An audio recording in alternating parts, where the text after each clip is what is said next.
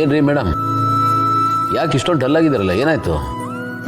ಮಲ್ಲಿ ಮದುವೆ ವಿಚಾರದಲ್ಲಿ ನಾವು ಆತರ ಪಡ್ತಿದೀವಿ ಅಂತ ನಿಮ್ಗೆ ಅನಿಸ್ತಿಲ್ವಾ?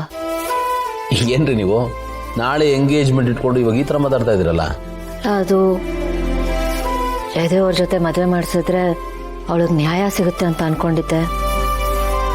ಬಟ್ ಆಗಿದ್ದು ಅನ್ಯಾಯ.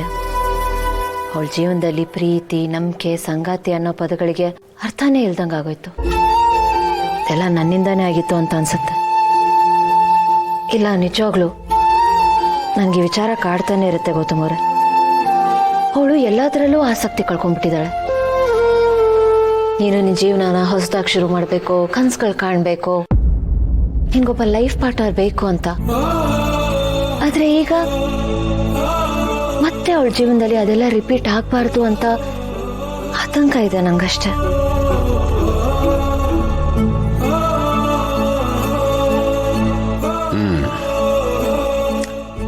ಇದಕ್ಕೋಸ್ಕರ ಆತಂಕ ಪಟ್ಕೊಂಡಿದ್ದೀರಾ?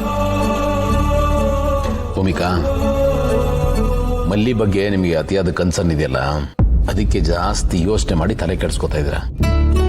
ಅದ್ರ ಅಗತ್ಯ ಇಲ್ಲ. ನೋಡಿ, ಏನೋ ಆಗುತ್ತೆ ಅನ್ನೋ ಭಯ ಇದೆಯಲ್ಲ, ಅದಕ್ಕೆ ಕೊನೆ ಏನು ಹೇಳಿ? ನಾವು ಭಯ ಪಡ್ತಾ ಇದ್ರೆ ಲೈಫಲ್ಲಿ ಏನೂ ಮಾಡೋಕ್ಕಾಗಲ್ಲ. ಏನು ಮಾಡಕ್ ಹೋದ್ರೂ ಆ ಭಯ ಕಾಡ್ತಾನೆ ಇರುತ್ತೆ.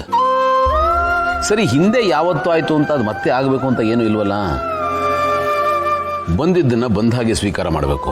ನಾವು ಅತಿಯಾಗಿ ಯೋಚನೆ ಮಾಡಕ್ಕೆ ಹೋದರೆ ತಲೆ ಕೆಟ್ಟೋಗ್ಬಿಡುತ್ತೆ. ನಮ್ಮ ಕೈಲಿ ಏನು ಸಾಧ್ಯ ಆಗುತ್ತಲ್ಲ ಅದನ್ನು ಮಾಡಬೇಕು. ಸಾಧ್ಯ ಆಗದೆ ಇರೋದನ್ನು ಬಿಟ್ಬಿಡ್ಬೇಕು. ಅದ್ರ ಬಗ್ಗೆ ತಲೆ ಕೆಡಿಸ್ಕೊಳಕ್ಕೆ ಹೋಗ್ಬಾರ್ದು. ಅದು ಅಲ್ಲದೆ ನಾವೇನು ಕಣ್ಣು ಮುಚ್ಕೊಂಡು ಮದುವೆ ಮಾಡ್ತಾ ಇದ್ದೀವಾ? ಆ ಹುಡುಗನ ಹತ್ರ ಮಾತಾಡಿದ್ದೀವಿ, ಅವನ ಪೂರ್ವಾಪರ ವಿಚಾರಿಸಿದ್ದೀವಿ, ಇಬ್ಬರು ಒಪ್ಪಿಗೆ ತೊಗೊಂಡಿದ್ದೀವಿ.